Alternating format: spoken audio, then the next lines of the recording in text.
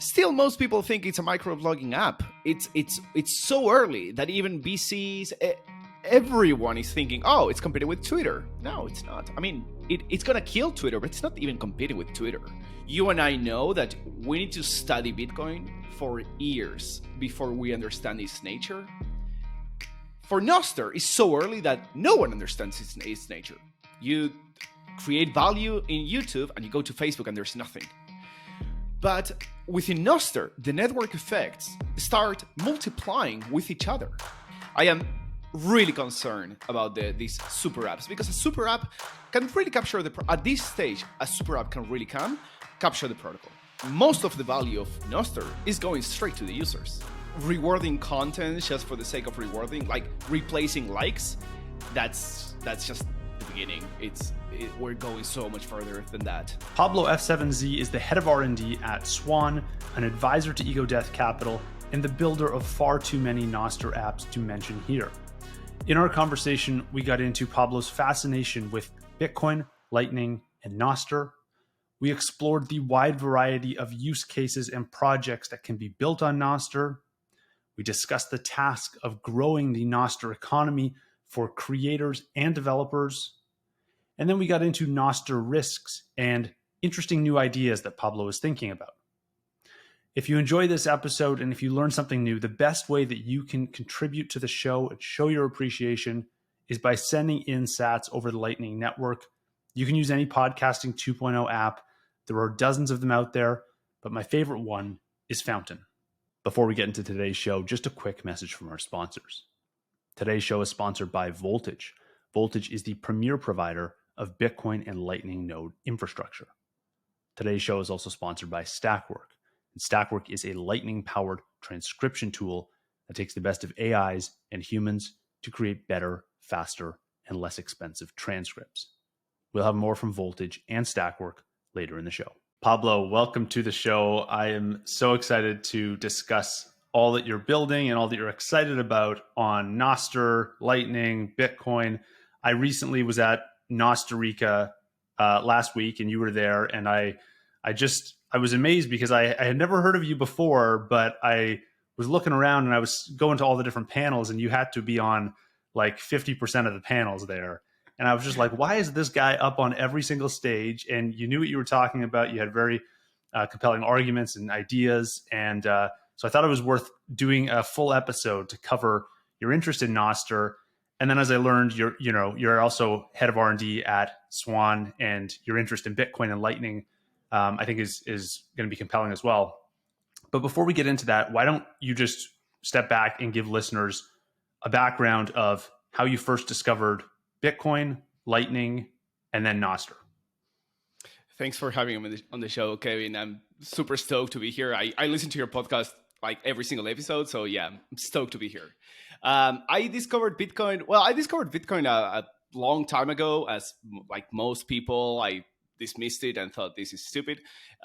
Even though I was in 2011, I was running a company in Argentina, and I was flying to the States, buying iPhones, going back to Argentina, selling the iPhones, and using the proceeds to pay for for salaries. So Bitcoin would have been absolutely perfect for that use case.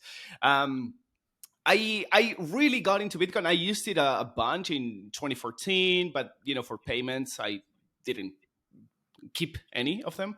And then I really got into it for real. In mid-2017, I started looking into it, mostly for the for arbitrage and stuff like that. And then around the 2018, the bear market is when I started looking into, okay, what is this really? I had read Human Action back in 2005.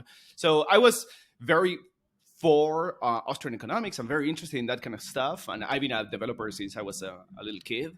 So once I peaked on that, everything resonated. So immediately I just went straight to not the bottom of the rabbit hole, but because there is no bottom, but very, very, very far down the rabbit hole. Right. And then, so talk to me about how you got involved then with Nostr, because this would have been a few years later. It's been around now for a couple of years, but really picked up steam in the last like 6 months. What was your first interaction with Nostr? I think I saw JB55 mention it on Twitter. I knew of JB55 because I've used a bunch of his non-Nostr packages for Lightning and stuff like that. So I was going back and forth and started looking into it. I think probably around May last year. And yeah, I started using it around October is when I started transitioning from Twitter to Nostr. I Back in May there was almost no one using Nostr, so it felt it felt like using Lightning on testnet. Um, so so yeah, back in October or so is when I started using it for real, and yeah, it very quickly clicked on. It's not like Bitcoin. It took me a really long time for it to click. Nostr, it was okay. It's very obvious. Before Nostr, I was looking very heavily at slash tags from Synonym, John Carvalho, and I actually my website is hosted on a hypercore, which is the underlying components of what slash tags uses. I'm very bullish on that approach, or not that approach, that premise.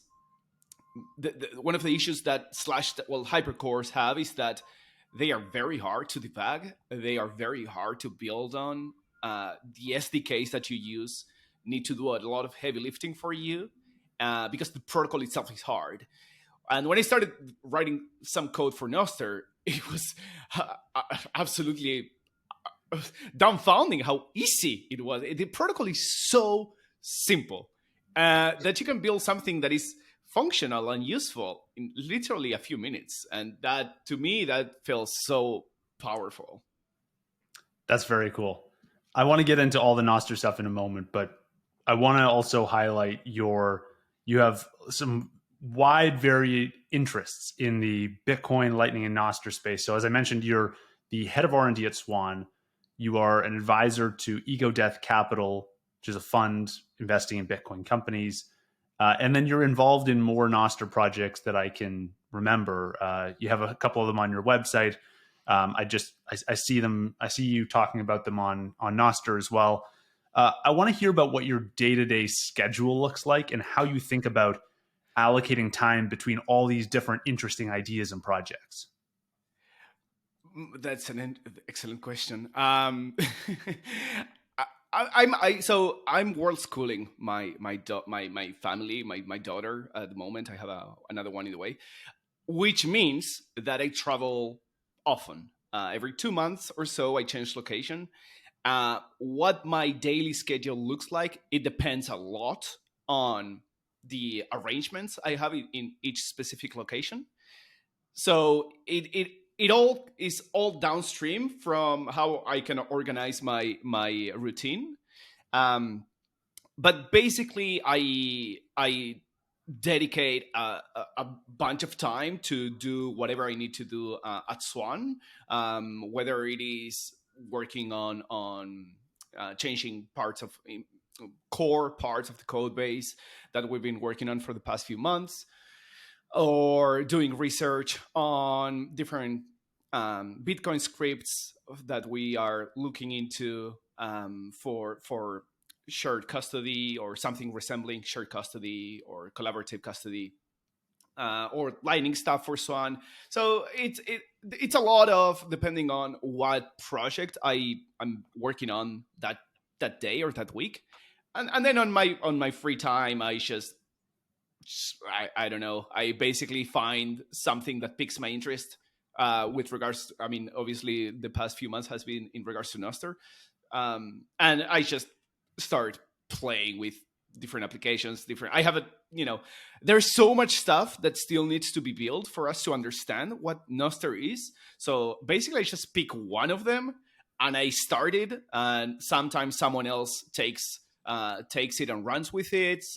Sometimes it gets very, very popular, so I need to maintain it a little bit, and people start helping me out a little bit.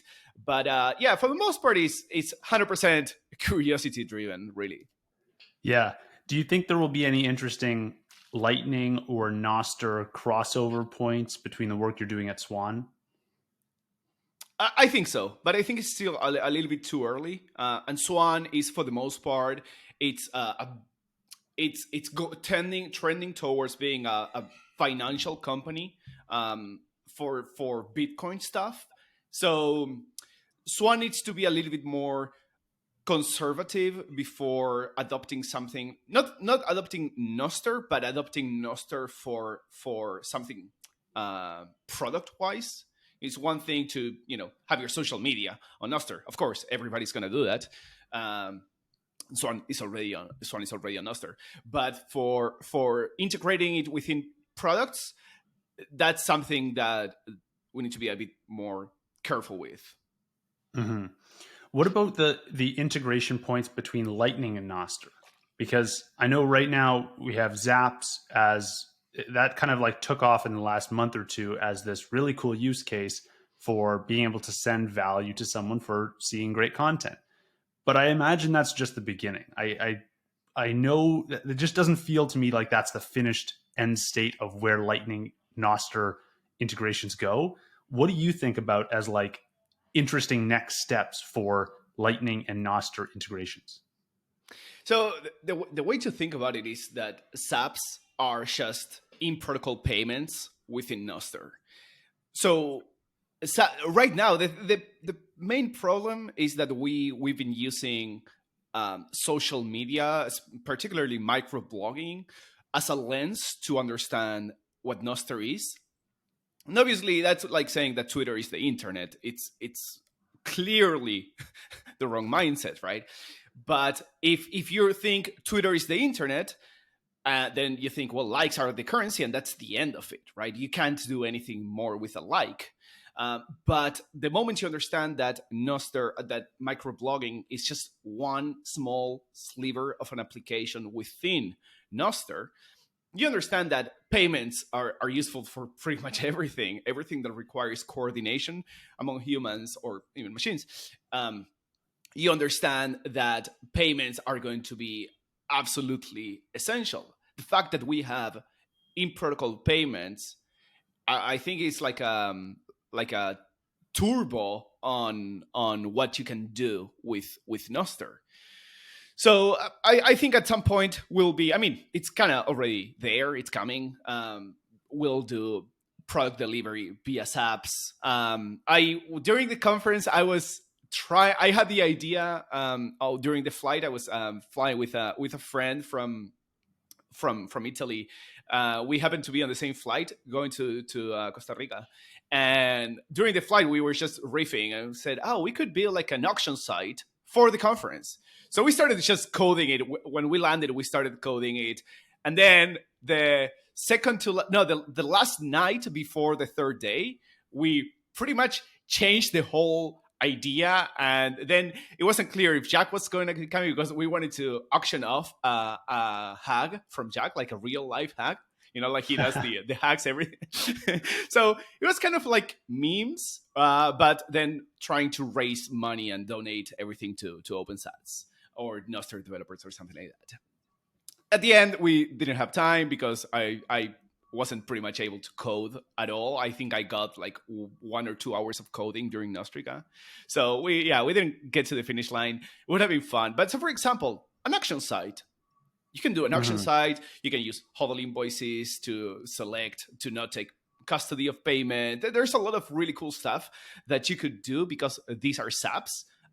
You can see, you can, I mean, on the idea that we have for the auction site was going to be, we would have like a big screen and you could see the SAPs and people could, write memes on their bids, which is something that's it's not a thing until SAPs. So yeah, I mean, the idea of rewarding someone for cool content, I think it's powerful. I think there's a lot of signal. I built a site called saplife.lol, which shows you like a feed of SAPs going on, but it also shows you in the past 4 hours or 24 hours, the nodes that have been SAPed the most. Man, that's such a useful way of seeing what's up, what's interesting that you might have missed. So yes, there is a lot of signal there, but rewarding content just for the sake of rewarding, like replacing likes, that's just the beginning. We're going so much further than that. Yeah. That is really interesting when you think about if Nostr is like for all communication. I kind of think of Lightning and Bitcoin as like you can make any kind of payment, anything in the economy. Like if you think about all the businesses that operate today, it's all payments at some level. Like it's someone paying someone for doing something, right? Like everything in the economy is payments. And so that to me got me so excited about Lightning. I'm like, this can touch everything. Like there's nothing that's off limits. If the same is true for Nostr, where Nostr is for communication and anything can be expressed as information sent on Nostr, is there a place for like it? Do Lightning and Nostr together eat everything? Is there a bit of a what does that overlap look like between Lightning and Nostr? Is there a segment of the economy that will only be Nostr, a segment that will only be Lightning? I'm trying to think about like if you look at a Venn diagram, are those two perfectly overlapping each other? Do they entirely encompass the whole economy? What lives outside of that Venn diagram? Those kind of things are interesting to me. That's very interesting. The way I see it, it's for the most part is a full overlap. And the thing is, the way I see it is the current way we're using Nostr, I think, is going to go away. We're going to have better tooling for us to be able to use Nostr in more segregated ways, if you will. Especially when you think about in terms of relays right now, they're just a commodity. No one really cares or knows where they are connecting. I think that trend is going to change. And once we have that, we can do a lot of other stuff. So for example, you could have a Slack running on Nostr, right? But you would want to have very specific segregation of the type of events that you post. Even if it's the same pub key, you want to have separation of concerns. So you can very organically do that with separate relays. And the way I see it is both a microblogging platform or an auction site or interacting with coworkers via Slack, they all, in all of them make sense to have a component of money. So that's why I think, even though those would be separate use cases and separate personas with separate relays and being completely segregated in terms of use, the Lightning component would make sense in both of those pieces. The way I see it is, I wrote this on Nostr a while ago, is that you're in a few years, your company will either be a Nostr client or dead. Because I think it's just, if you think about it, everything that accrues value in what's Web 2.0, it's just network effects.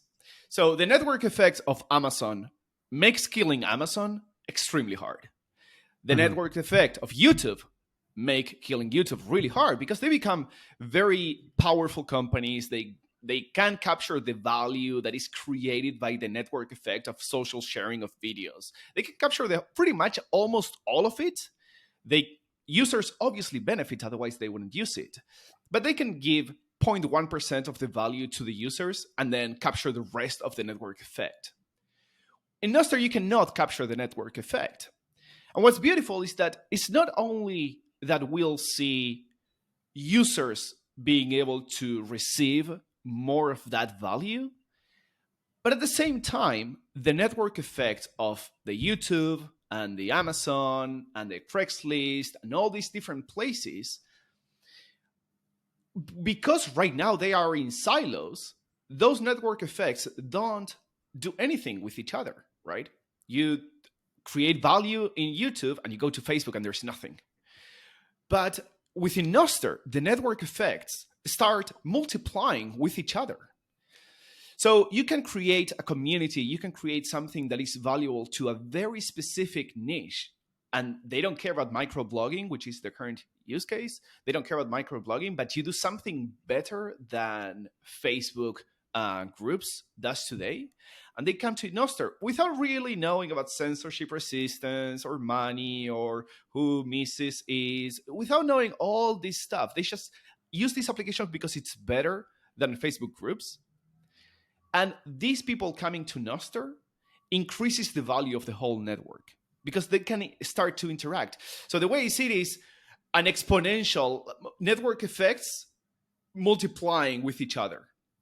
That's why I think when you play it out, it's everything.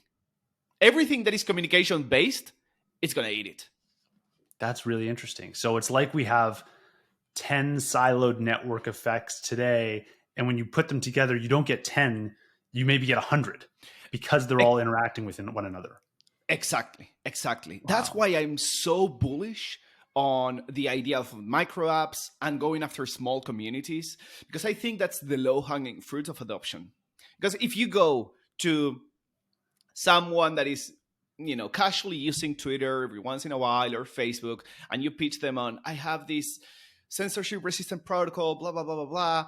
Your friends are not there, but you should use it anyway because you're going to get 10 sats. It's just the pitch sucks, right? No one will buy it other than the 0.1% of us that are really geeky about these things. No one cares. I mean, we know what everybody knows what Facebook and Google, what they do with your data. No one cares. So that's not the pitch. But there is a really cool pitch that we can actually build stuff that is more valuable than what they're using. That's why I really like this idea. So on 2 days ago, I started working on a music app called Subster. So someone, Carnage, he did the design. It looks super cool. He picked me. I was like, oh, looks beautiful. I personally, I'm not too much. I mean, I listen to music, but I'm not like a crazy about music person, but hey, I think there's a lot of work that we can do for DJs and people like that. Hey, why don't we build that? Because we need these kind of niche communities to bootstrap, bringing more and more and more people instead of just saying, oh, censorship, you're going to get shadow banned. No, let's just build something that's better. Right. So how important is censorship resistance then? Because as you say, this is one of the common things you hear people say when they first explain Nostr to a new user. They go, censorship resistant Twitter, and it's like the very first thing that comes out of their mouth. How important is censorship resistance, and how realistic is it that we can expect the platform or the protocol to remain censorship resistant over time? That's a fantastic question. Well, I think censorship resistance is absolutely fundamental. It's not that censorship resistant on itself is fundamental. I personally think it is, but I don't think that's the key attribute. The key attribute is the optionality of the user. And the censorship resistant is sort of downstream from that. It's a very nice side effect that you get from the user having full optionality, full control. It's keys. The relays can't really do much harm, or they can't do no harm if you have multiple relays. The thing is that I think the censorship resistance and the optionality of the users, we are still, if you will, at the Bitcoin 2010 phase, where some actors can come and kind of destroy the protocol. That's why I'm building as fast as I can and trying to build tooling to help more developers come into the space, because we are at the point where the culture that we create around how to use Nostr will gather momentum. And I think the momentum of culture is absolutely fundamental. If you start using whatever technology, whatever platform, and you get used to using it via, say, for example, you use Google via the Internet Explorer, you might have Firefox, you might have these other things, but killing the Internet Explorer because people are just used to it is really hard. So I want to build these micro apps, and the way I think we can prevent platform capture as soon as possible and create the culture of people are getting used to using different apps for different things, instead of, oh no, I just use WeChat, it does everything for me. I am really concerned about these super apps, because a super app can really capture at this stage, a super app can really capture the protocol. It's work that we need to do. It's up to us. Right. Now, you outlined some of the second order effects of removing these, 10 siloed internet companies today, combining them all together, and now all of a sudden you have a 10 times larger economy. What are the second order effects of a protocol that is censorship resistant, that cannot be shut down? What does that then lead to? Well, I have these crazy. I mean, I don't know. That's the answer. The official answer is I don't know. But I have a theory that is that once you can't, it's a little bit out there, so stay with me. Sure. But once you can't have these massive behemoths sucking all the air out of the room, because what happens currently? You have Facebook, you have Amazon. We know all of them, right? As a developer, as a product manager, as whatever you work on, you can get a job at Twitter, where not at Twitter anymore, but at Facebook,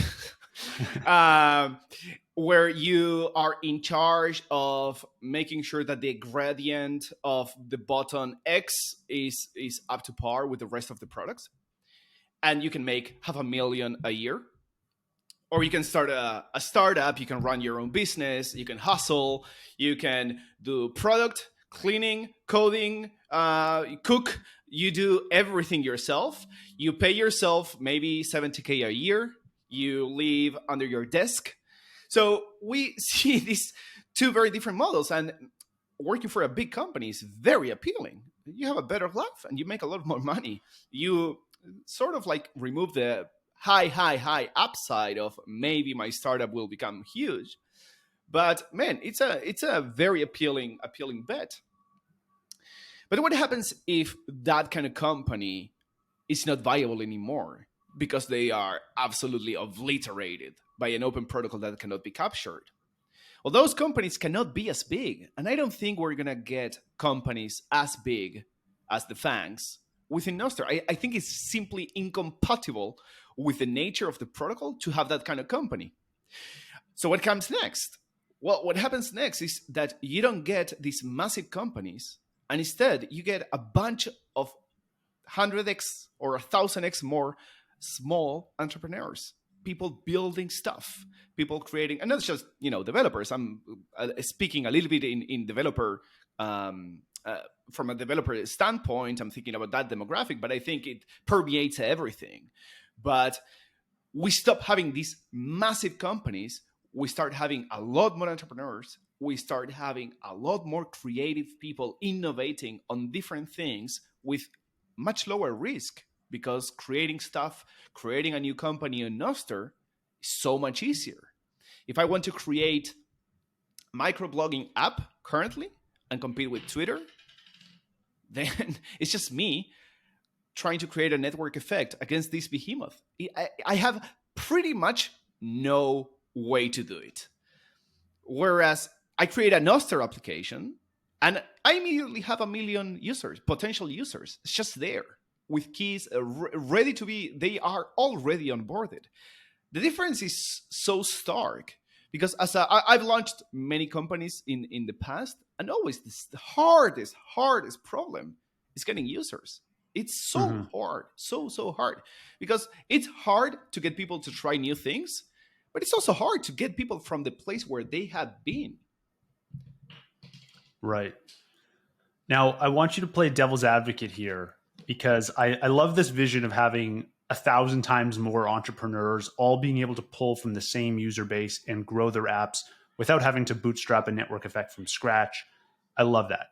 But I think that, and this is a bit before my time, but I believe reading some of the cypherpunk stuff from the 90s, there was a belief that the internet then was going to enable some of that. And the internet then was going to become this like democratized space for people to, build cool things.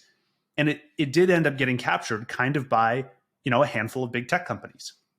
So I want to hear your best case for why that will happen on Nostr as well.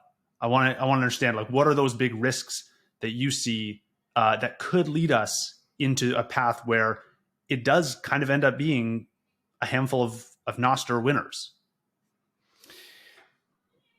I think back in the 90s we had the browser wars, where Internet Explorer pretty much killed Netscape Navigator, and after killing or while killing Netscape Navigator, they got to decide what the protocols of the internet would look like for the next 15, 20 years, arguably still now. And I think that's because the protocol was capturable. The protocol of how the internet was going to work was capturable. And you could build these huge, massive companies based on that. But the protocols that we had on the internet before, well, I mean, the protocols that we currently use, like TCP/IP, HTTP, etc., they say nothing about the interaction between users and their data. That was simply not spec'd, if you will. It's okay, an HTTP server, and you query the server, and that's it. But we didn't have any. We didn't have any way within the protocols to say why or how data would not be capturable, and data got captured because it was allowed by the protocol. There was nothing preventing the protocol from doing that. Nostr is just one protocol running on top of these all other protocols, that pretty much the whole point is addressing that issue, is addressing the liquidity of the liquidity, not in terms, it sounds like money, the fluidity of the data, making sure that the data goes from, it can go on to relay A, relay B, relay C, but the fact that there's that signature there, and the authentication, the authorization of the data is the key pair, and not Twitter holding the data or Facebook holding the data and vouching for the data. You can see the signatures.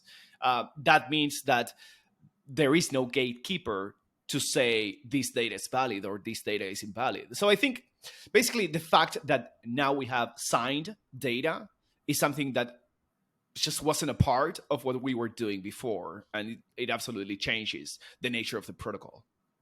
Interesting. Okay, I want to jump into the topic of earning money on Nostr. This is something that I find really interesting. I remember at Nostrica there was a panel actually devoted to this. It was NVK and JB55, and NVK kind of got up there and was urging everyone to not be afraid of charging money for open source work. And I got the feeling throughout the entire event that basically no one was making any money.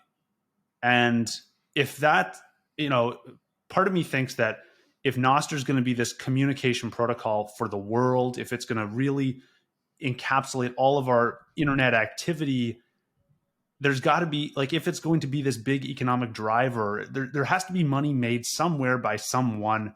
There somehow has to be an economic component, and I got the feeling that there was not one yet. What is your sense for, the business landscape on Nostr? How do you see that evolving, and what does it take to get more people earning money today? The way I see it, I absolutely agree with MBK and with what you're saying, that is essential that developers and makers, that we make a living from the work that we do. I think NBK's point comes from a bit of a pet peeve of the open source community and Richard Stallman and these people, that it's just earning $1 because you wrote code is evil, and you should never do that. It's a bit of a straw man, but it's not too far. And but from my perspective, I obviously want to be able to make a living out of Nostr, because from my perspective, if developers are not able to make a living, and creators in general, not just developers, if creators are not able to make a living out of writing for Nostr, it will remain a hobby. Like right now, I'm doing Nostr as a hobby. I mean, so every once in a while, someone subs me, like a generous amount, but obviously, I cannot sustain my family with a million sats, right? But I think it's too early for us to. The way I see it is, when you think about monetization, it clouds it clouds your field of vision. You are not able to see as many opportunities. I think we're way too early to fixate on, oh, I'm gonna build Suplife, or I'm gonna build an Nostr, or I'm gonna build whatever it is. How will I monetize? I think it's too early. Every time I've started a project before Nostr, how will I monetize has always been second. What do I do? How do I monetize? Always, always, always. For Nostr, I'm just delaying that question. I'm just not asking that question to myself, because how the nature of Bitcoin is hard to assess. Like, you and I know that we need to study Bitcoin for years before we understand its nature. For Nostr, it's so early that no one understands its nature. So if we start thinking, how will I monetize? Then I think in whatever way you're trying to monetize, you will probably fail because you will have, unless you get super lucky and you just casually found your way in something that kind of makes sense in 5 years, it's too early. That's and again, that's why I'm building so much stuff, because I want to touch everything. I wrote a proxy. I wrote a very crappy relay. I wrote a bunch of different clients. I bots, this and that. I want to touch everything because I want to assess what its nature is, what shape it has, and then when ready, build something that is monetizable, more easily. Most of my stuff, you can on some of my stuff, you can pay in some way, but it's mostly like a hobby, it's not a business. So yeah, I think it's early. I think obviously I would absolutely love if JB55, if he has, Damos Purple or whatever, and you are able to send, whatever, 100,000 sats a month or something. But that doesn't solve the issue of how to monetize for real. But we'll get there. I don't think we need to rush. I hope you're enjoying the show so far. Just a quick message from our sponsor, Voltage. Voltage empowers engineers to integrate Bitcoin and Lightning Network payments into their business stack with an enterprise-grade experience. The team at Voltage is building the complete toolset so that you can do more than simply spin up nodes, but also understand and interpret your node's data. Their new product, Surge, gives engineers the capability to quickly solve problems and optimize operations. With node insights and visibility through time series data, you get dynamic and complex insights never available before. You can get complete control with insanely fast onboarding, advanced client-side encryption, and zero management infrastructure, making backups, networking, and upgrades simple. Get a free 7-day trial today at voltage.cloud. Right. And I guess it's like an iterative process too, right? Because no one is making money today. We have no real hints as to where the money is going to be made. But as soon as someone makes, a million sats doing something, and then someone makes 5, and then someone makes 10, and then you go, oh, these guys are making a bit of money. Let me try a little variation on their approach, and then I make a little more, and then it kind of builds on itself. But I wonder, in the interim, I mean, I totally agree. Like, the focus should not be on money today, but I also see, if Nostr is going to be a success, it's going to have a lot of developers putting a lot of their effort and energy and focus into it. And I don't feel that confident that if it remains a hobby project for everyone for 5 years, that they'll be able to get that done. Maybe I'm wrong, but I feel like You there's are. at the same time. Okay. No, I mean, okay. When I would say hobby, it'll remain a hobby for months. I'm 100% sure that within 1 year, we'll have non-profitable businesses doing a lot of really interesting stuff in Nostr. There is a lot of appetite in funding Nostr developers as VC, not as a grant. Yes. Um, that that landscape is already there. So it's a hobby now. It it and for many developers, it's not even a hobby. It's a full-time gig. It's just to pay yourself a salary from savings, right? Right. Or from a grant, which is pretty much the same thing. The the funding for Nostr is there. It's just so early that it takes a very sharp eye to see what's in Nostr, because again, still most people think it's a microblogging app. It's so early that even VCs, everyone is thinking, oh, it's competing with Twitter. No, it's not. I mean, it's gonna kill Twitter, but it's not even competing with Twitter. Mhm. So, but the funding is there. The funding is there. The professionalization thing of the space, it's pretty much there already. It's just very small. I think there's basically two funds that are interested on investing in Nostr businesses, because Yeah. at the same There's- time, because you don't know what will work, it's hard to fund something if you think, well, it's even too early to start a business. So it's, again, early.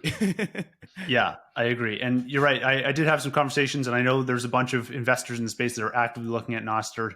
I'm actively looking at Nostr as well. And like this is the kind of stuff that I think excites a lot of investors because it's early. Like that tends to be where unappreciated opportunities lie. And so I think it's good that as long as there's some money flowing in, even if it's from outside investors hoping that 5 years from now the projects will be able to make some kind of return 10 years from now, whatever, as long as there's some money flowing in, allowing developers to, fully express their creativity and build cool things, I think that's great.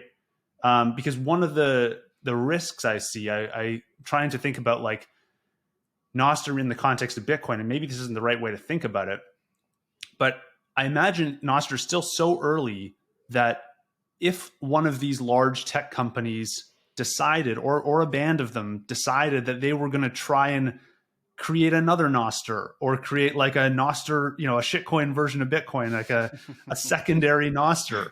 Yeah. Part of me thinks like it almost doesn't matter that, they can't quite create Nostr. If they create something good enough, it can confuse a lot of people for a very long time, as we've seen with shitcoins and Bitcoin. Like we're still, a decade after these shitcoins started coming onto the scene, we're still trying to tell people there's a difference between them. They still don't get it, and they're still all bundled into the same thing. So I feel like, on some degree, if we don't quickly establish Nostr as the thing and allow other well-funded projects, like we've seen Facebook deploy like $10 billion in a year into VR stuff. Imagine they deploy $10 billion into building some kind of like hybrid Nostr setup. I don't know what it would look like, but I imagine there are resources that could come in and, as you say, kind of like either capture Nostr or try and build a secondary system that, depletes Nostr of enthusiasm. I don't know, just thinking off the top of my head, but I imagine that there is some, we have to be thinking adversarially to some degree, and there will be competition emerge. I don't think everyone else is just going to sit idle on the sidelines, wait for Nostr to become a thing. I fully agree. There is one thing that I think is important. I do think that the parallel with Bitcoin and shitcoins is a good one. There is one caveat there, that when Bitcoin appreciated monetarily, right? So there is a very compelling argument of, well, you're late to Bitcoin, but you can buy this shitcoin, right? You can buy Ripple or whatever it is. So the fact that there is no promise of, oh, you're early on Nostr, you'll make a lot of money. The fact that there is no token, the fact that there is no direct correlation with you adopted this protocol at this time, thus now you're rich. I think dampens the excitement of finding the next Nostr, because there really isn't a whole lot of value on oh, you created your pub key on whatever. Like it doesn't really matter that much, right? So that's on one side. I still think that the premise is good, but I think it's important to keep that perspective. I do think that companies will try. I mean, we've seen the announcement from Facebook saying that they're going to try and build, they will fund a decentralized whatever some network for exchange of of text and stuff like that. Oh, okay. I find it so irrelevant. It's like when what was it? A Blockbuster putting the candies out on the aisles. It's Right. Great. Super interesting. I mean, developers need to build the ecosystem, right? There is no amount of money that you can put down to fund the amount of developers that we currently are already in Nostr, even though that is so early. The amount of excitement from developers that are coming to Nostr. There is simply a single company or a cartel of companies simply cannot. For example, someone like me, Facebook cannot hire me. It's just there is no realm where Facebook can hire me. There is no realm of Facebook or Twitter or whatever hiring JB55. There is an amount of developers that are ideologically driven. We want money, of course, because we're humans, but we are ideologically driven. Facebook trying to compete with something like Nostr it's pathetic. It's so laughable. So yes, they will try it for sure. For sure, they will try it. Every time this conglomerate of companies, they get together and they start working on designing these protocols, they end up the DID route with this 6,000 pages long document defining every edge case and why everything else sucks and why Nostr will not work, and at the end of the day, they fall on deaf ears. No one will listen to that because no one cares. Nostr is working. It's simple, but you have the simple building blocks that you need. So yes, it will happen, and no one will care. Interesting. Yeah, the momentum is very important. I look at that and I go like that. It's just so hard to turn that off, and it's like, how do you? I think about there was a quote I think from Warren Buffett talking about investing in Coca-Cola. He was like, and he was talking about the brand they've built and the mind share that they had established across the world about like, this is the best thing to drink. He was just kind of like, if I had all the money in the world, I would never be able to change the way people perceive it. They've captured the minds of people, and there's such a momentum there. It's like money almost doesn't solve that problem. So I hear that 100%. I want to ask now about the structure of the Nostr economy, because you've mentioned this before. In the Web 2 economy, the money flows to Facebook, Google, Apple, Amazon, and the creators kind of get nothing. And the underlying, TCP IP protocol kind of gets nothing. And so all the money is flowing in this one direction to the end applications, and really only a few of them. I want to hear your thoughts on between the clients on Nostr, between the relays and the creators. Who earns the most money over time? Yeah, I think this is a fascinating topic, because the other side of what we were talking about earlier on how Facebook can create a network effect.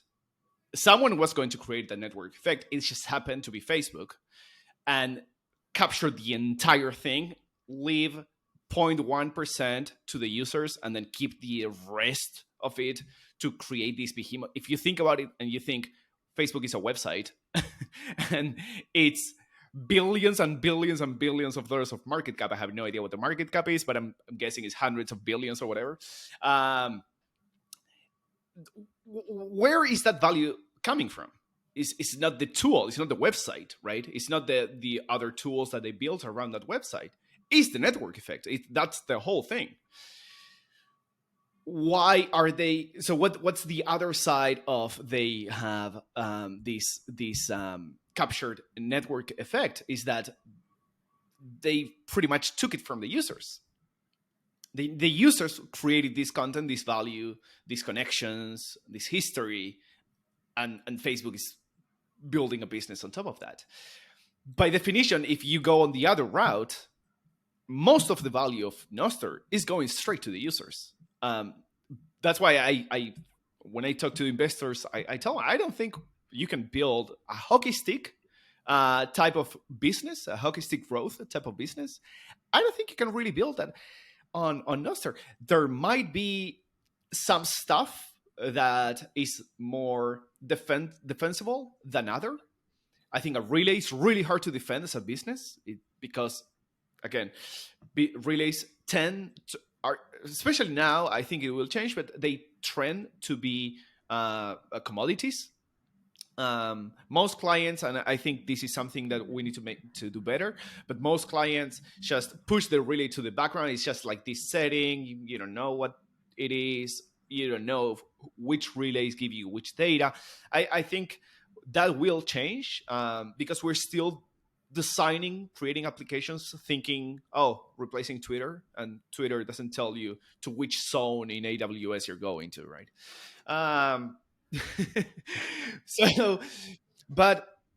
But I think some businesses will be more defensible than others. But for the vast value of the network, we'll just go to the users, and that's absolutely beautiful. It's empowering because you think that as humans, we've been creating all this value. As a species, we've been creating all this value. And what innovation have we not seen? Because the value has been taken to make sure that the gradient of this button makes sense with the rest of the product. There is such misallocation of value that we can fix now with this protocol, which is kind of weird. You think, sign JSON blobs. Okay, we're gonna fix it's weird, but I do think that downstream we're gonna be fixing all these misallocations. Right. I was looking a while ago at how much social media companies earn for each user. And you can find this stuff for all the public companies. It's all available in their quarterly filings. But last time I checked, I think it was about a year ago, Facebook, they segment their users based on region. And the ones in America, Facebook's earning about $150 per year on the average American user. So that's not even like the really high quality users. It's literally the average. Like the suburban mom in the middle of America is earning Facebook $150 a year, and that's just Facebook. That's absolutely insane. And one thing that I've noticed is that people think that they subscribe for Twitter Blue and they pay the $11 to Twitter, and they think, well, I'm not the product anymore. But you still see ads, right? You see 50% of ads. What you've done is you've segmented yourself as price insensitive. So now you are premium product. You are the best kind of product. So Twitter will make more from your ads now. They know you're willing to pay for stuff. Now they're going to feed you all the high quality ads. All the high quality. They could charge easily. They can charge 10x. So you see 50%, but they can charge 10x, 50x, 15x for sure. It's more valuable, right? Yeah.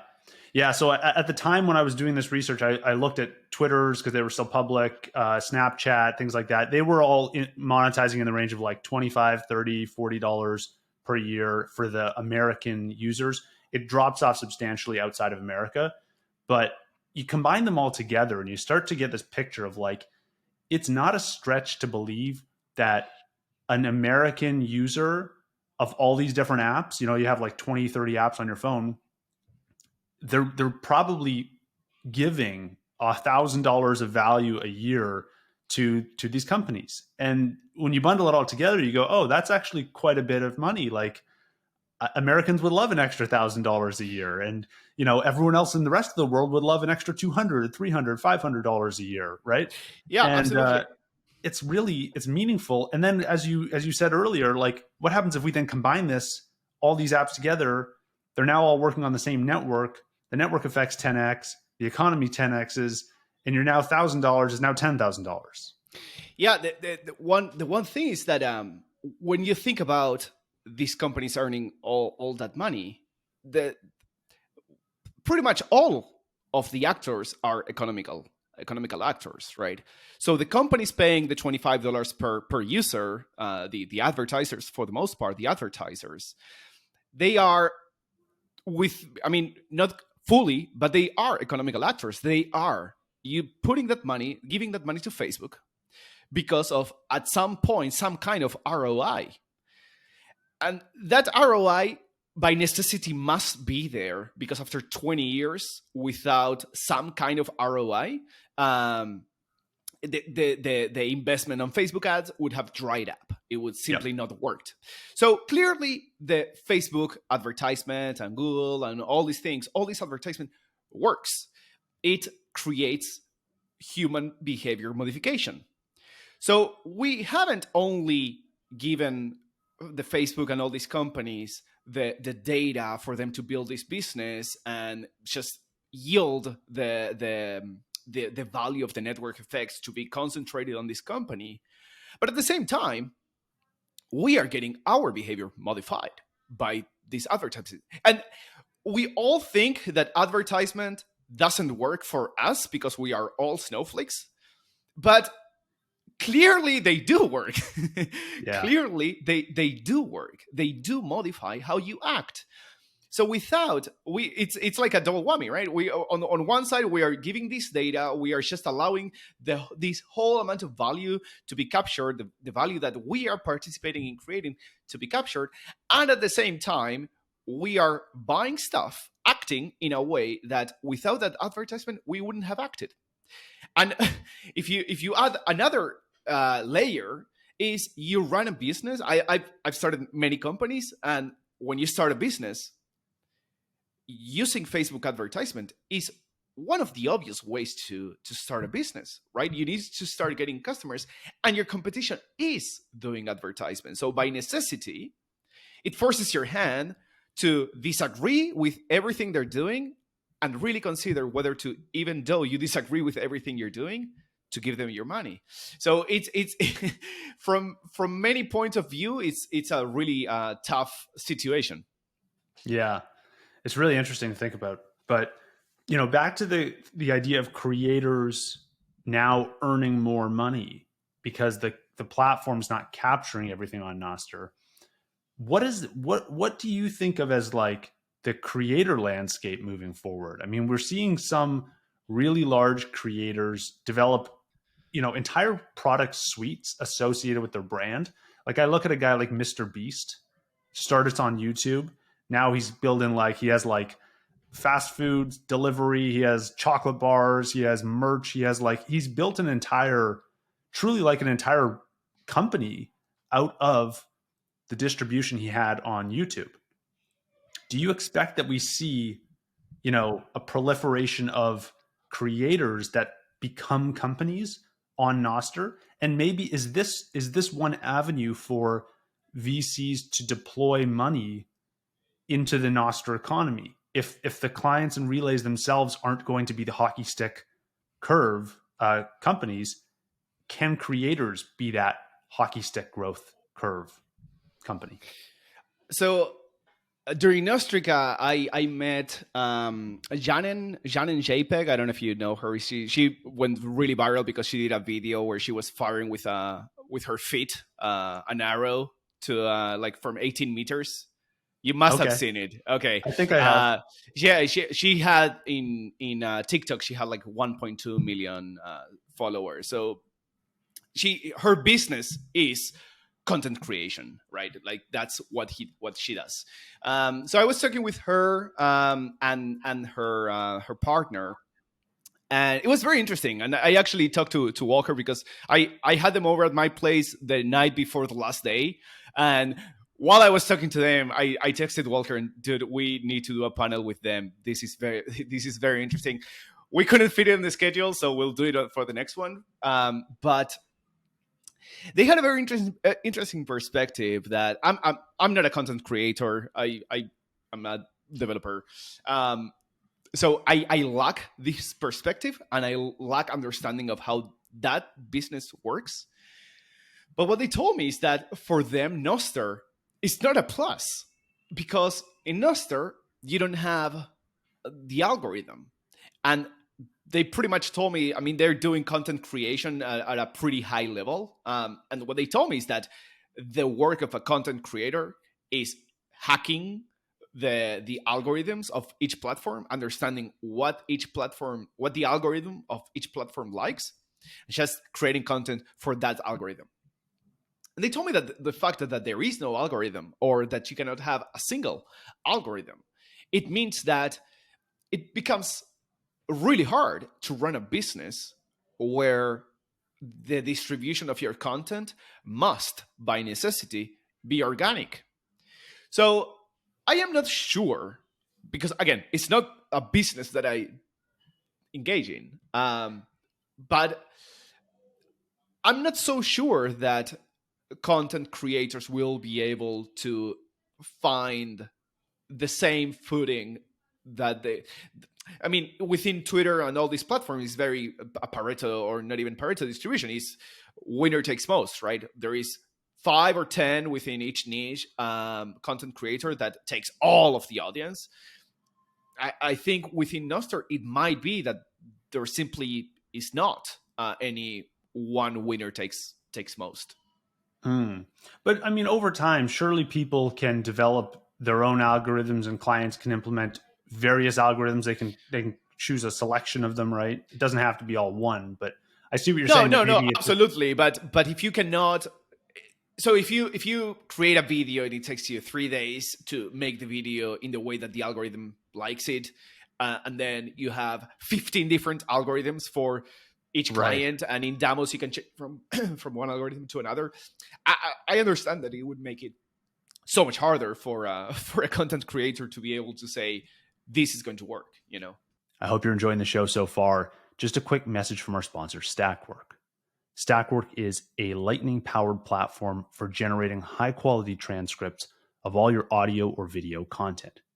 They combine AI engines and hundreds of human workers all over the world who are paid over the Lightning Network to assemble these transcripts.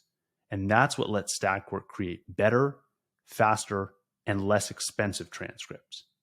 To see the results for yourself, you can check out my personal website where I host transcripts for all my podcast episodes. If you want to learn more about Stackwork, visit stackwork.com. That is STAK work.com. Okay, so let's talk about relays now. One of the big themes that I noticed at Nostr was that it seemed like users didn't really care about the relays. It seemed like that was kind of like an afterthought, and it seems like clients probably are looking for just the most performant relays, and they kind of get brushed to the side. And one of my worries is that if the censorship resistance depends on having many interoperable relays, and these relays begin to consolidate because no one really differentiates between them, or no one really cares which one they connect to, we may end up with like an AWS, an Azure, and a couple other big relays, and we may be back in the same position. First, is that an issue that you think is, am I correct in thinking that? And then if so, how can relays begin to differentiate themselves so that they don't end up in that situation? Yeah, I fully agree with that. To me, the relay selection and the visibility of the relay is the thing it's one of the most important things to fix and to change of how we're doing relays, because you're 100% right. There at the moment there is no differentiation. There is no one really knows. People ask me, what's the best relay, what relay should I connect to? And really, you don't know. It depends. It really, if you want to get all data, you really need to connect to like the Damos relay, the Snort relay, and a handful of other relays. So that definitely worries me. Again, I am very hopeful that this is something that we will fix. So at the moment, I started working a few weeks ago. I started working on NDK, the Nostr development kit, which it's sort of a roundabout way of fixing this issue. NDK gives developers, app developers, and relay developers, gives them a lot of niceties, a lot of easy ways of doing things. So if you want to tag someone, it does auto tagging. It does a lot of things that are really annoying to do as a developer. It's not hard, but it's annoying to do them. So it's that part of NDK is a way to attract users to use NDK, to attract developers to use NDK. But the real meat of NDK, and the reason I'm writing NDK, is that it takes care of relay discovery and connectivity to relays in a smart way. So right now, for most clients, other than Gossip and in Coracle, you say these are my relays, and it'll connect to those relays. It will write, it will read. Some clients allow you to say just read from this one, write from this one, but that's absolutely an inefficient way of doing it, and you might as well not do it, right? You might as well just hard code the 10 relays and that's it. It's not a whole lot different. Because what does it mean? If I run a small relay and no one knows about it, but I'm writing there, no one sees my nodes. So there is, game theory says I will not run my own relay, or I will run my own relay just as a backup. And right now, personal relays like the Umbrel relay, it's a personal backup. It doesn't serve anyone. It's not other than the person getting the backup. It's the utility is negligible. So there is a lot of work being done. So NIP 65 is one part of the work, and the Gossip protocol is one part of the work that needs to be done for relay discoverability, so that you have your Snort relay configured on your client. But if I write on my relay and you follow me, your client will connect to my relay, ask what did Pablo write, and give you the notes and disconnect. And then you want to answer to one of my notes, you write it on your relay, on Snort relay, but you also write it on mine and disconnect. So this discoverability and this relay traversal, I think, is what keeps the optionality of Nostr relays, so that even if it trends to centralize, it keeps the optionality of, even if I get banned by everyone, I don't care, because people that want to interact with me, they transparently can interact with me, even if I've been banned from all the major relays. But it's work that still is being done. But the way I see it is sort of like, and the more I think about Nostr, I've spent a lot of time, like you, thinking about Lightning Network and trying to understand the nature of Lightning Network. And for a long time, I was writing code because I was seeing the centralizing tendencies of Lightning Network. And I was super concerned about it. At the time I was living in Costa Rica, I had power outages every once in a while, and I was thinking, oh, my routing node is down, and all these things, and thinking, how can I run a routing node in this situation? It's a lot of work, and it just doesn't work. And then I was speaking with John Carvalho, and he told me that yes, the Lightning Network tends to centralization. So what? And that was such a gut check, because I was thinking, okay, yes, so what? what you need for the Lightning Network is the optionality of creating a channel. And even if all the nodes are just censoring your transactions, you can just create a channel yourself and just go. It might be a bit expensive, whatever it might be, but you have the tools to go around the censorship. And the same thing for Nostr. With Nostr, it's even easier than with Lightning, because if everybody censors you, it doesn't cost you, other than setting up a relay, it doesn't cost you anything. There are no mining fees to create your relay. So I am extremely optimistic that this is a problem, but it's a problem that we'll fix.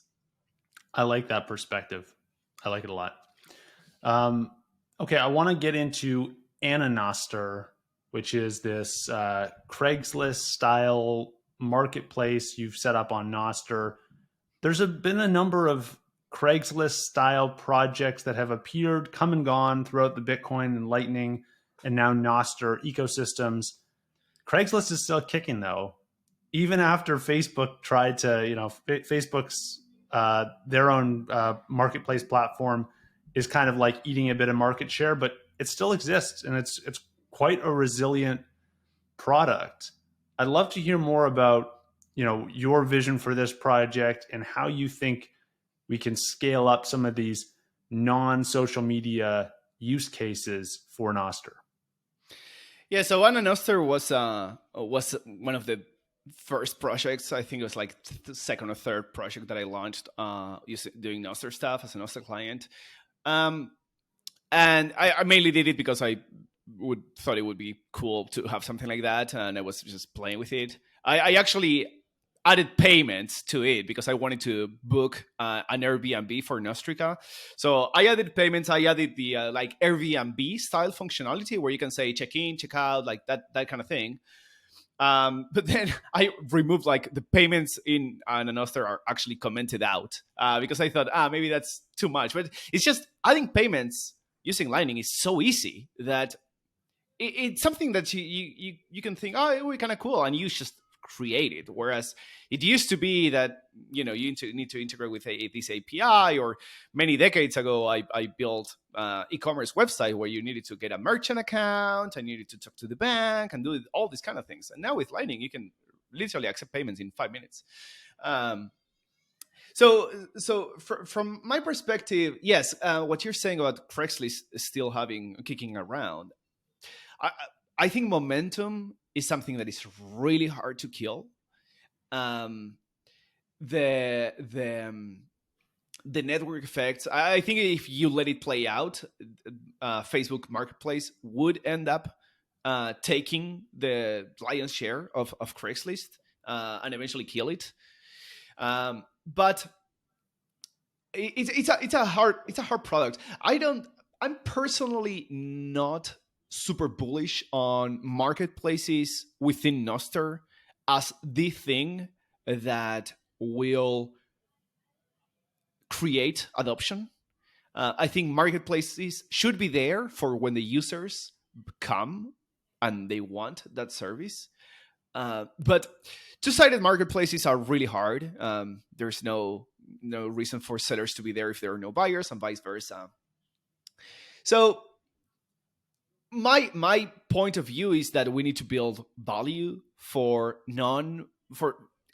use cases that don't have this problem. Use cases that don't have this problem of a buyer must come in and offer a product, and then a seller must come in and buy it. I think there is lower hanging fruit. Again, going back to what I was mentioning about building specific tools for different niches. I mentioned earlier that I'm world schooling my family, so we travel a lot. And the main tool that world schoolers use is just Facebook groups.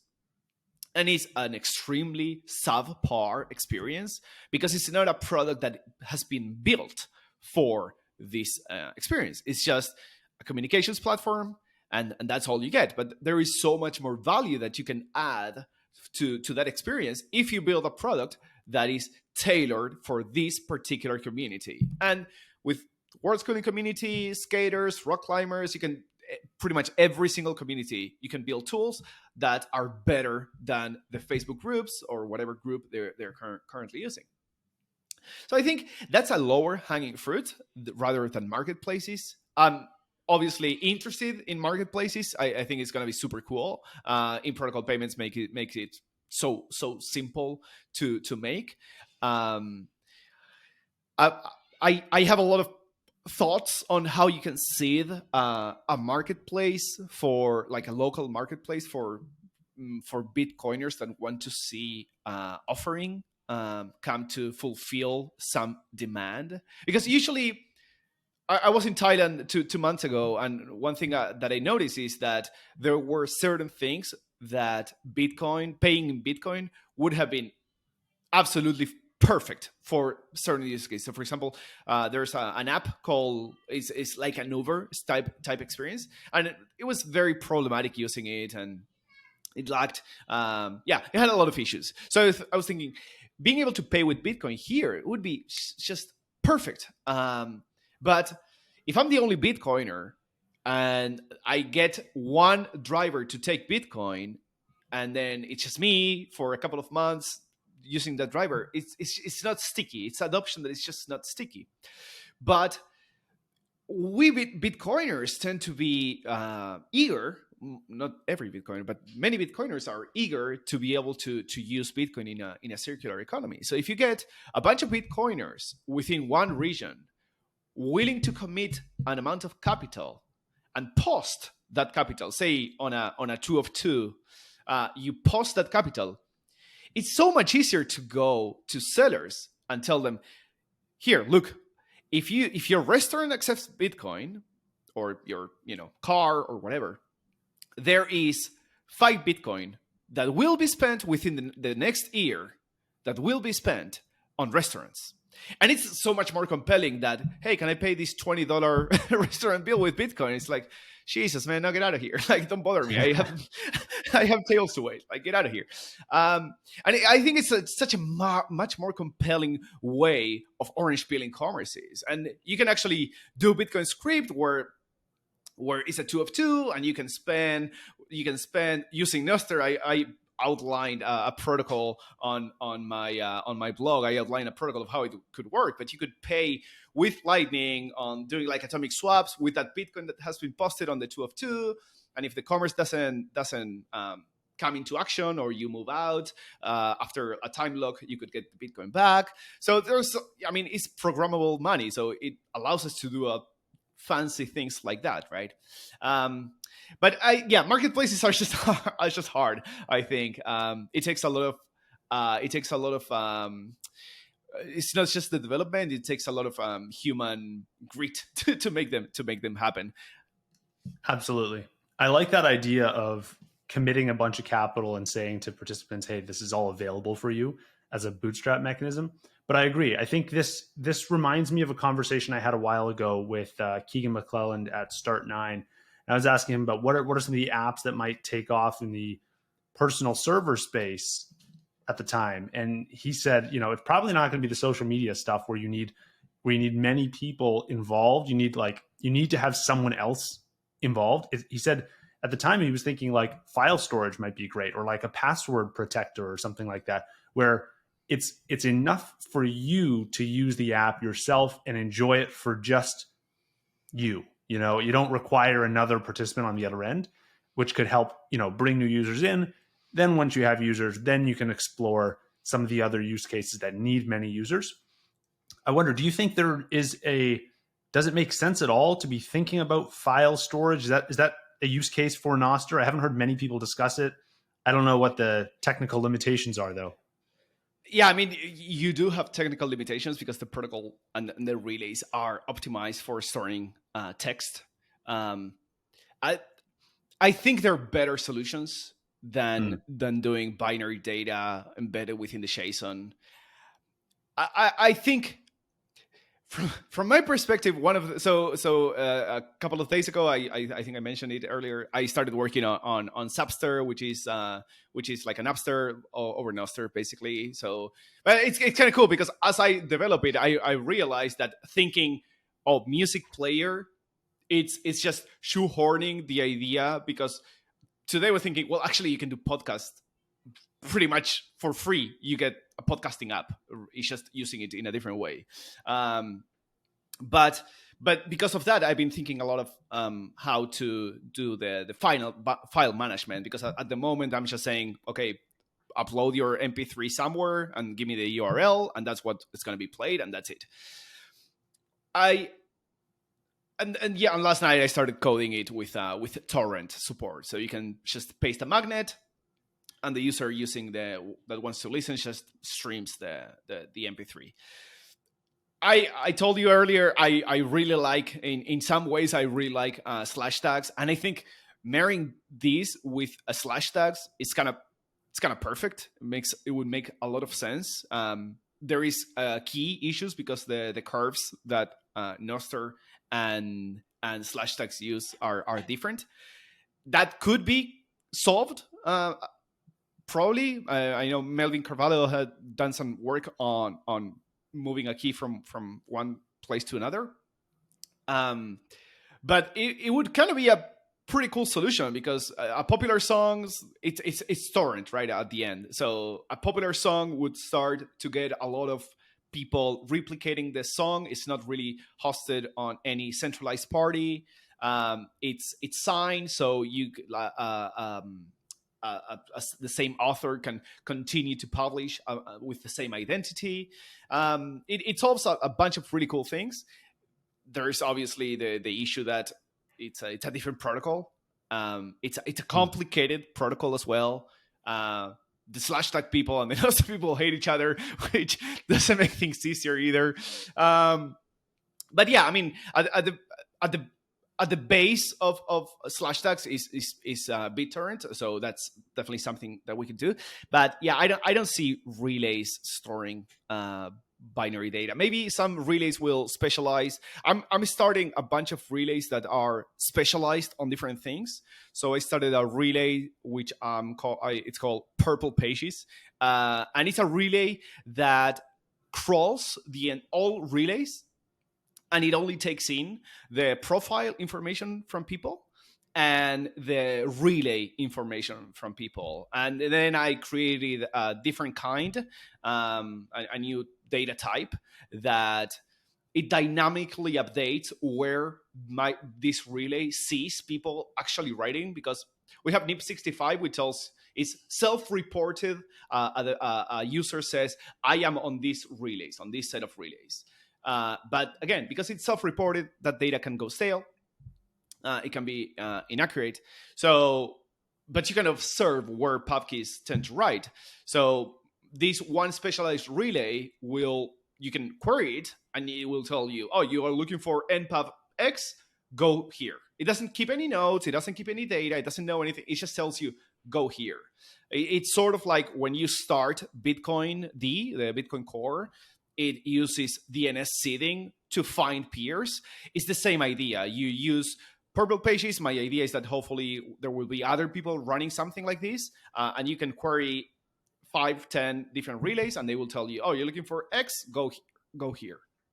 So very cool. I think it's super useful. I think it's a way of decentralizing, and it's very cheap to run because that data is almost nothing. So I can literally, in my one relay, I think I pay for that machine, I pay like $100 a month or something like that. So I can easily serve millions and millions and millions and millions of users. So, but yeah, I think specialized relays will be a thing. Whether they will be specialized so much that they will actually keep binary data, maybe. But yeah, it doesn't really need to be within relays. We can go to torrents or something like that. What do you think about topic-based relays? Because this is something that maybe it could be a use case for like a reason for why you would have a differentiated relay. But then another thought I had is like, isn't that just a hashtag? Like, can't you just do that at the client level through a hashtag instead of creating a separate relay for a specific topic? Not really. And actually, that's a fantastic question. It plays really well with what I was saying earlier about the NDK. So the way Gossip Protocol works is Gossip Protocol tells you where will I find an npub, but really what you want is a tag, and just npub is an instance of a tag, and hashtags is another instance of a tag. So for NDK, you can, when you tag, say for example, hashtag Nostrica, when you tag a node with hashtag Nostrica, it will publish it to the release where you said that it should publish, but it will also check if there is some consensus among people coalescing around a set of relays when talking about that hashtag, and it will also connect there and read and write on that relay. Because I really think that the idea of topic-based relays is going to be absolutely fantastic. I actually started a relay. I was in Madeira right before Nostrica. I was in Madeira, and we are setting up a relay for the people that visit Madeira. So because Madeira is, it's much bigger than I expected. It's a city. I was expecting something like El Sonte or something like that, and it's not. It's a big city, and so I was expecting to run into, I had Bitcoiner friends there, and I was expecting to just casually run into them as I did in El Sonte every time I was there, and that wasn't the case. So I was thinking, okay, it would be really cool to be able to see, okay, you're posting that you went to whatever, and it's easier to see a timeline of the people that you share a physical space with. So I talked to Andre, who's running Andre Loja, who's running the Free Madeira project, and yeah, we're setting up a geographically topic-based relay for Madeira. And I think something like this will start to happen. So for example, for the Fedi team, I think that's something that might happen as well. Like when you're running a Fedi instance, that you could have a relay within the Fedi, and the people that are in one area will coalesce around that relay. But again, it's so early that these are theories. We'll see if they pan out. I think it would be fantastic to have this kind of thing. Interesting. Well, listen, I learned a ton from this conversation. Thank you for taking the time. One more thing before you go, I do a segment at the end of every show called the lightning round. Got a few rapid fire questions for you. You ready? Let's do it. Okay. You mentioned the book Human Action at the beginning of the episode. Are there any other books that have changed your view of the world? Yeah, it's a bit specific. I'm a rock climber, and it's a rock climbing book, but I've recommended this book to non-climbers. It's called The Rock Warrior's Way. And it's an offshoot from the work of Dan Millman, the Peaceful Warrior. The basic idea is how fear is part of being a human, and that once you realize that you can detach yourself from that fear, you can act regardless of feeling that fear, and you can observe that fear, just have it there, and do things anyway. And is finding the perfect execution and striving for the perfect execution under the conditions of fear. So yeah, I think it's an absolute fantastic book. It's very kind of mind blowing, and the climbing part is it's kind of on the side for that book. It's mostly philosophical, but yeah, great book. Interesting. What is the most underrated Lightning app today?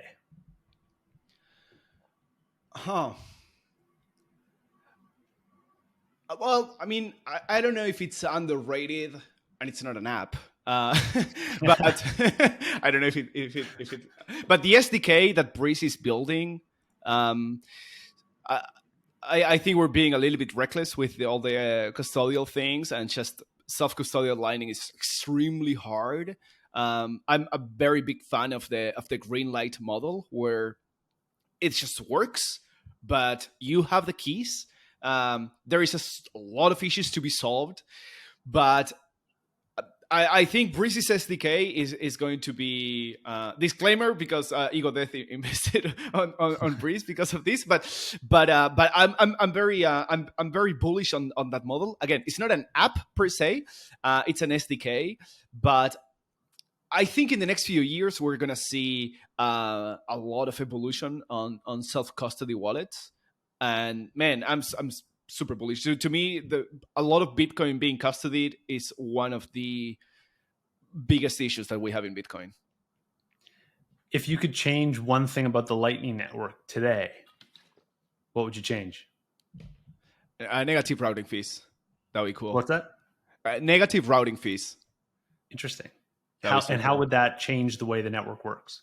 Well, it would change the economics, right? Like when I started in Bitcoin, I mentioned before that I was doing arbitrage, and the issue with arbitrage is moving the funds, because they tend to always, the arbitrage tends to always be in one direction. So you end up with a bunch of fiat in one direction. This is before stablecoins. You end up with a bunch of fiat in one direction, and then how do you move the fiat back? What I ended up doing is I would find a moment where the arbitrage was not as wide and lose money moving the fiat. But it changed the economics of how you do liquidity. And I think if a routing node would be able to pay you to route through them, that would absolutely obliterate the economics of Lightning. Interesting.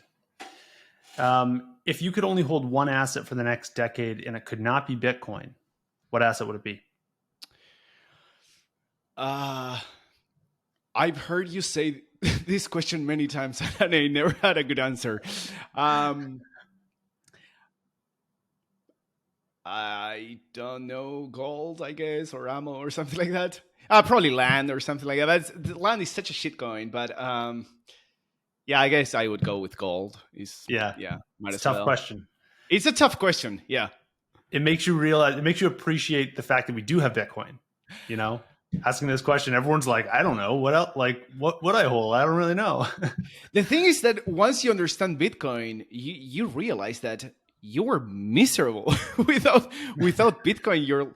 Your life would be so much more fragile without Bitcoin. It opens so many doors. And when you start to extrapolate from the doors that have been opened, you understand how life-changing it is. But man, it takes so many years to to understand that.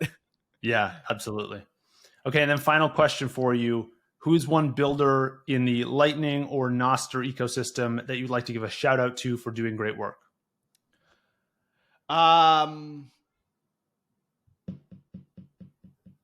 will give the shout out to Tancred Hayes. He's working at the moment on building a company to advance the adoption of self-custodian Lightning, and any work that we can do in that space is extremely, extremely important. Cool. Before you go, where can listeners go to learn more about you and your work? I spend all my time in Nostr now. My website links to Nostr. So if you go to Pablo F7Z.com, which is the worst domain ever, you just click on Nostr and you'll see me. Cool. All right. Well, thank you again for taking the time. Hope we can do it again soon. Thank you, Kevin. In the last 7 days, you guys sent in 59,034 sats. That came in from 18 different supporters. Let's run through the top 5 real quick. First is Mary Oscar, sent in 49,864 sats. The Tone Wrecker sent in 2,117. BTC McBoatface sent in 2,058. Chad F sent in 1,690. And User Abuser sent in 1,116 sats. Huge shout out to everyone who's been sending in sats this week, especially. I just released the first episode of my new series a couple days ago, and I got in a lot of great comments. So thank you to everyone who has been showing support for the new series.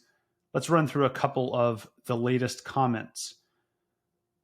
First up, we have, actually, let's go a couple days back because I published a previous episode with Nick Slaney at C equals. I want to highlight some of those comments too. We have interesting discussion about the Lightning ecosystem. Bolt 12 for the win. Looking forward to trying the BitKey wallet. That is from Av Parker. We have Risco said, typical Bitcoin builders, all signal, no fuss. Keep up the great work, Square. Both these in response to episode 102 with Nick Slaney. Bobby says, take all my sats. Heart emoji, Bobby. Thank you, Bobby. And that's again on episode 102. Julie City says, super interesting on episode 102. Marco SV50 says, great job supporting content creators on episode 100 with Oscar Mary. Timu Pleb says, and a microchip lightning node in our brains so we can zap telepathically. That'll be coming next. That was on episode 100. Thank you for the boost. Timu Pleb also says, bullish on live podcasts. They could be like Twitter Spaces, but with a value layer. The Tone Wrecker sent in 4,321 sats on the first episode of Stacking Sats and said, this was fantastic. I like the approach of hearing from other creators who are also learning the new tool sets in value for value these days. Bravo. Crypto Sanas sent 101 sats and said, VV. Don McAllister sent in 500 sats and said, excellent idea, Kevin. It's an aspect that needs to be promoted, hugely underreported and underappreciated. This again on Stacking Sats episode 1, talking about the earners in the Bitcoin ecosystem. I Love Sushi sent 1,000 sats and said, this is the first time I've heard details about how musicians can stack sats. Very interesting. Now I'm looking forward to other episodes in this new series. Greepy Harg sent in 100 sats and said, thanks for this episode. It'll take me down a few more avenues with the Lightning Network. BTC McBoatface sent in 4,200 sats and said, I've been looking for this kind of coverage of working as an artist or creator in Bitcoin. Thanks. It might make sense to have a separate podcast for distinction between builder and creator, but given the small niche of those using Lightning and Bitcoin, it may be better as a consolidated show. I'm still toying with the idea. I appreciate the feedback, BTC McBoatface, and I'll think about whether or not it makes sense to have the show separated or under the Kevin Rook Show name. It is technically going to be separated into playlists on YouTube. It's going to be separated into different tabs on my StackSats website, but I'm still trying to figure out what to do with the actual podcast. And then Mary Oscar sent 100,000 sats. That was split 50-50 with myself and Joe, and said, great episode, Kevin. I think this creator-focused show format will be so valuable for people just getting started. Joe Martin, thanks so much for being a pioneer of value for value, and I hope to make it to one of your upcoming gigs. Thank you all again for sending in sats, messages. I truly appreciate it, and glad to see you guys are enjoying the new segment that I've added to this show. Keep an eye out for more coming up soon. Can't wait to see what you guys send in this week.